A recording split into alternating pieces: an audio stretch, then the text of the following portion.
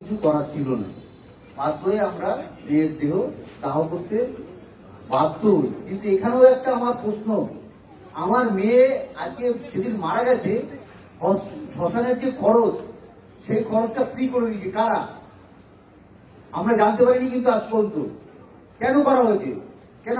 আমার মেয়ে আত্মার বাড়িতে খুব কষ্ট পেয়েছে যে লাস্ট শেষ সময় তো সে ভেবে গেছে যে আমার বাবি এই কত টাকা বাবি খরচা করতে পারবো না। কি মর্মান্তিক ছিল সেই দিনটা আমার কাছে। এই প্রশ্নের উত্তরটা আমার কে দেবে?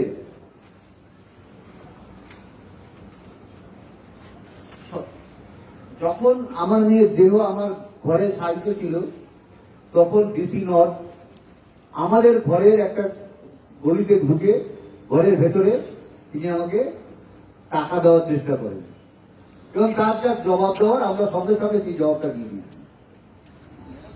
ডিসি সেন্টার ইন্দিরা মুখোপাধ্যায় বারবার প্রেস মিট করে করে মিথ্যা কথা বলছে, মিথ্যাচার করছে। কারণটা কি?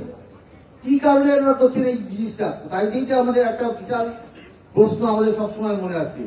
আমার এই সমস্ত প্রশ্নের উত্তর কে দেবে? পুলিশ, প্রশাসন, না হাসপাতাল কর্তৃপক্ষ, স্বাস্থ্য ভবন? সবার কাছে আমি এই আর্জি জানিয়ে আমি এখানে বক্তব্য শেষ করছি।